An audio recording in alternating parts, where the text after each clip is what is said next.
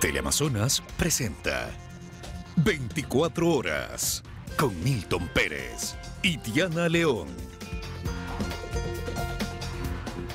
Buenas noches, amigos. Aquí empezamos. El primer día de mesas técnicas entre el Gobierno Nacional y el sector indígena avanzó con el cruce de información en dos temáticas. Durante esta primera jornada no se llegó a acuerdos. En medio de tensiones por las expresiones vertidas por el Gobierno Nacional, fue como arrancaron las mesas técnicas de diálogo entre el Ejecutivo y las tres organizaciones sociales que encabezaron el paro nacional. Al tomar la palabra, los tres representantes del sector indígena expresaron su descontento por los comentarios realizados por el presidente de la República, Guillermo Lasso, que señaló que el paro estuvo financiado por el narcotráfico. Seguimos escuchando las descalificaciones del señor presidente de la República. Y esto realmente pone en riesgo lo que hemos empezado. Espero que sea realmente una declaración apresurada del señor presidente, que realmente fuera de lugar. En este contexto de diálogo nacional, creemos que el señor presidente a lo mejor rectifique, o sino que compruebe sus afirmaciones. Nosotros no somos narcotraficantes. Si bien es cierto, hay razones para estar incómodos o enojados, también hay razones para estar entusiastas y optimistas. Y al final, como yo siempre digo, a una persona lo terminan definiendo más que sus palabras, sus acciones. Resuelto el impasse, el trabajo inició sobre dos temáticas. La primera, la focalización de los subsidios a los combustibles. Se dio un intercambio de información que este jueves será analizado por el Ejecutivo y las organizaciones sociales por aparte. De manera de que tengamos todos los recursos, ambos grupos, para poder tomar el día viernes las siguientes decisiones. Si se necesita estar un par de días más, por supuesto que lo haremos. Para analizar la moratoria crediticia también se dio un cruce de datos, números, balances y montos respecto a la banca. Lo importante es que se llegue a construir alternativas para lo que se piensa imposible y que avancemos con pie firme en aquello que sí es posible de entrada. Pero tenemos que decir al país, no tenemos ningún acuerdo. Es que pedimos paciencia. Cada una de las 10 mesas tendrá un tiempo de análisis máximo de 5 días. Hasta que no se llegue a acuerdos concretos, se mantendrá la reserva de cada uno de los puntos abordados. En Quito, Daniela Valencia, 24 horas. El Ministerio de Economía y Finanzas planea pagar hasta el próximo año una deuda de 172.6 millones de dólares a gobiernos autónomos descentralizados. El cronograma incluyó el primer pago hoy por 14 millones y medio. Hubo humo blanco entre el Ministerio de Economía y Finanzas y los gobiernos locales, pues el gobierno pagará la deuda histórica. De julio a julio serían un año que cancelaríamos todo para tener el gran total de 172.637.000 dólares, con lo cual vamos a saldar esas deudas del pasado. El primer pago se efectuó este miércoles por 14,48 millones de dólares y el cronograma establece transferencias mensuales hasta el próximo año. En promedio, alrededor de 14 millones de dólares de julio a diciembre de este año y una cantidad similar en promedio de enero a julio del 2023. La deuda, que se arrastra desde años y gobiernos anteriores, es por concepto de devolución de IVA y competencias de riego y de drenaje. Hay una deuda acumulada para las prefecturas que supera los 440 millones de dólares. Hoy estamos hablando de una parte. No nos va a satisfacer a todos, no estamos todos de acuerdo, pero eso es la realidad que está viviendo el país. Eso es lo que puede hacer el Estado en estos momentos. Según informaron, se considerará el tamaño de cada gobierno local. El orden lógico es pequeño, luego medianos, luego grandes. Según el número de resoluciones y su valor, se pagará cada mes una resolución por GAT o dependiendo de su valor y el número de resoluciones se agruparán para el pago. Además, el ministro de Economía y Finanzas anunció un aumento en el cupo de créditos del Banco del Estado. También estamos aumentando el plazo específicamente para el caso de los GATs municipales. El plazo está pasando de 15 años a 25 años, 10 años más. Este anuncio lo hizo acompañado por representantes de gobiernos autónomos descentralizados del Congope y el Comaga. En Quito, María Gracia Acosta, 24 horas. Y el próximo jueves, Solca suspenderá la atención a nuevos pacientes derivados del IES si el Instituto de Seguridad Social no paga la deuda que mantiene con ellos. Este reclamo se suma al de otros prestadores externos del servicio que también le reclaman al IES la falta de pago. Todos ellos tienen algo en común. El Instituto Ecuatoriano de Seguridad Social les debe dinero. La semana pasada fueron las clínicas privadas. Señor presidente, llegará el momento en que hospitales y clínicas privadas prestadoras de salud tendrán que disminuir drásticamente su atención médico-quirúrgica a los pacientes. A ese reclamo se suman ahora Solca y los prestadores externos de salud de primer y segundo nivel. Nosotros como Solca dimos un 10% de descuento sobre la deuda para facilitar el pago. En los últimos 13 meses, muchos de nuestros miembros se han visto afectados por la falta de recursos del IES y la falta de pagos. En el caso de Solca, hace 3 meses hubo un compromiso de pago. El IES ofreció cancelar $140 millones a la deuda que mantiene con la Sociedad de Lucha contra el Cáncer, pero el dinero no llega todavía. La situación económica en los diferentes núcleos de Solca se complica cada vez más, aseguran, y ante la falta de respuesta estatal, se suspenderá la atención a los nuevos pacientes que derive el IES. Se acordó que hasta el 21 del presente mes, si no pagaba pues, el IES, entrábamos en una posición de suspender la atención de los nuevos pacientes. En el caso de Solca Guayaquil, el IES les deriva cada mes entre 500 y 600 nuevos pacientes. Una cifra que, por cierto, ha ido en aumento en los últimos meses ante la evidente deficiencia que tienen los hospitales del Seguro Social. Mientras que la atención ambulatoria empezará a reducir los servicios. Ellos dan atención a más de 6,5 millones de afiliados. Con las deudas que nos agobian, no podemos seguir así. Según el ministro de Finanzas, Pablo Arosemena, existe un cronograma de pagos y aunque no especificó fecha para los desembolsos, aseguró que hay prioridad. Joana Ramos, 24 horas. El presidente de la Comisión de Fiscalización de la Asamblea pidió públicamente la renuncia del ministro de Energía por presuntos vínculos con la empresa que fiscalizó la construcción del proyecto Coca-Codo Sinclair. El titular de la cartera de Estado respondió. La Comisión de Fiscalización de la Asamblea Nacional ultima detalles para la presentación de su informe sobre Coca-Codo Sinclair. Como parte de los hallazgos, un presunto conflicto de intereses que salpicaría al actual ministro de Energía, Javier Vera Grunauer. La denuncia la hizo el titular de esta comisión. La empresa de su familia e incluso documentos habilitantes suscritos por el actual ministro forman parte del contrato suscrito por Coca-Codo Sinclair con la empresa fiscalizadora. Se refiere a la firma consultora Vera y Asociados CBA, que fue parte del consorcio integrado por otras 3 compañías que se encargaron de la fiscalización de Coca-Codo Sinclair. Un contrato de casi $128 millones. Una fiscalización cuestionada. Tiene cerca de 8.000 fisuras y parte de la responsabilidad central de estas fallas gravísimas es el rol de la empresa fiscalizadora. Javier Vera Grunauer responde. Asegura que 11 años antes de ser funcionario público dejó de tener relación con la compañía señalada. Dice haber renunciado casi un mes antes de la firma del contrato de fiscalización y muestra documentos notarizados. Es posible que esté por ahí mi nombre en los documentos precontractuales, pero previo a la firma del contrato yo ya dejé de ser accionista de esa compañía. Pero si bien actualmente el ministro no tiene relación con esta empresa, su círculo familiar sí, como consta en la información disponible en el portal de la Superintendencia de Compañías. El ministro no lo desconoce. Sigue perteneciendo a mi padre y mis hermanos, pero vuelvo, repito, hace 11 años yo no tengo ninguna participación accionaria en esa compañía y por lo tanto no tengo ninguna responsabilidad. A la fecha, el Estado mantiene un proceso judicial contra la compañía de la familia del ministro de Energía. Él descarta que exista conflicto de intereses. No hay ningún conflicto de interés. Yo no he llamado a nadie para que suspenda nada. Todo sigue su curso de forma transparente, como siempre ha sido mi accionar. Aquí hay un grave conflicto de intereses. El ministro debe renunciar.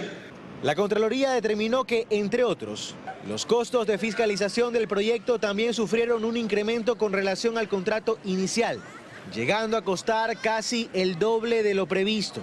En contraste, en el proyecto, concluyen informes, abundan fallas estructurales. En Guayaquil, Carlos Acoto, 24 horas. Seguimos, amigos. El presidente Guillermo Lasso dice que prefiere que lo tilden de ingenuo político y no de corrupto. Lo dijo durante el lanzamiento de la Estrategia Nacional Anticorrupción. Ante un amplio foro en el que estuvieron presentes las principales autoridades de Estado y de Gobierno, el presidente Guillermo Lasso llamó a desechar las prácticas corruptas y pidió el compromiso de toda la sociedad para combatir este flagelo. Prefiero el calificativo de ingenuo, prefiero el calificativo de que no tiene experiencia política, que no sabe construir gobernabilidad, porque no hemos entregado ni hospitales, ni eléctricas, ni la UAFE, ni el SRI, ni las aduanas. Y no lo vamos a entregar. Lo dijo en el marco del lanzamiento de la Estrategia Nacional Anticorrupción, que presentó el secretario de Política Pública Anticorrupción este miércoles, tras algo más de 6 meses de trabajo. Ellos, los expertos, son los que tienen gran habilidad política. En el gobierno de los ingenuos no tenemos operadores políticos.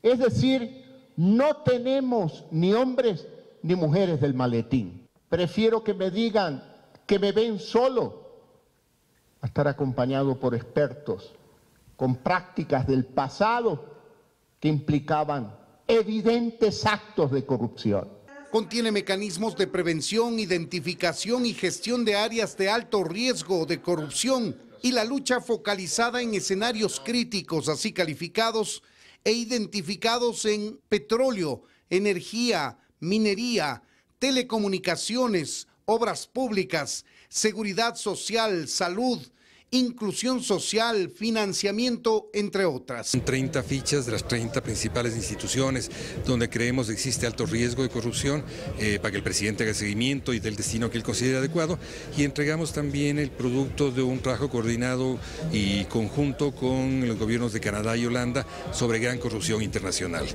La Estrategia Nacional Anticorrupción, resumida en 9 acciones que pretenden abarcar la mayoría de áreas, es un conjunto de acciones, protocolos y buenas prácticas encaminadas a prevenir actos de corrupción en la administración pública, dice Verde Soto. Aquí tengo un equipo ya formado de 20 técnicos de alto nivel. Estos técnicos van a trabajar metodologías para transferirlas, interiorizarlas y trabajarlas conjuntamente con las instituciones de alto riesgo de corrupción. La Estrategia Nacional Anticorrupción y Plan de Acción sugerido le entregó hoy el secretario de Política Pública Anticorrupción al presidente de la República. En Quito, Freddy Paredes, 24 horas. La Unión Nacional de Educadores exige al gobierno que se publiquen en el registro oficial las reformas para la equiparación salarial. Desde el Ejecutivo sostienen que se está trabajando en el reglamento, el mismo que estaría listo en los próximos días. Son cerca de 170,000 maestros a nivel nacional los que están a la espera de que se publique en el registro oficial la equiparación salarial. El resto de la ley está en plena vigencia, ¿no? Solamente la equiparación salarial está pendiente, un dictamen que se lo realizó el 20 de mayo y que ya más de 45 días y hasta la fecha de hoy no ha sido publicado. Vargas sostiene que se han utilizado mecanismos jurídicos desde el Ejecutivo con el único fin de retrasar lo dispuesto por la Corte Constitucional en cuanto al incremento de sueldos de acuerdo al escalafón docente. Que las sentencias son inapelables y de cumplimiento inmediato y obligatorio. Entonces, independientemente de las aclaraciones, la Corte Constitucional, los 9 jueces tienen que ordenar la publicación. Desde la Comisión de Educación de la Asamblea Nacional también expresan preocupación. Incluso mencionan que el pasado 4 de julio insistieron a través de la Presidencia del Legislativo para que la equiparación salarial entre en vigencia a la brevedad posible. Sí hay dinero, lo que falta es voluntad política aquí para que pague el gobierno. Solicitamos una entrevista al Ministerio de Educación para conocer su versión, pero no hemos obtenido una respuesta. La semana pasada, en un medio digital, la ministra María Brown señalaba que ya faltaba muy poco para que entre en vigencia la equiparación salarial. Ya lo hemos analizado con el Ministerio de Economía y Finanzas, nosotros hemos hecho los estudios de impacto, tenemos listas los requisitos para inmediatamente sea publicado poder ponerlo en práctica. El Ejecutivo requiere 450 millones de dólares anuales para financiar el escalafón docente. En Quito, Belén Merizalde, 24 horas.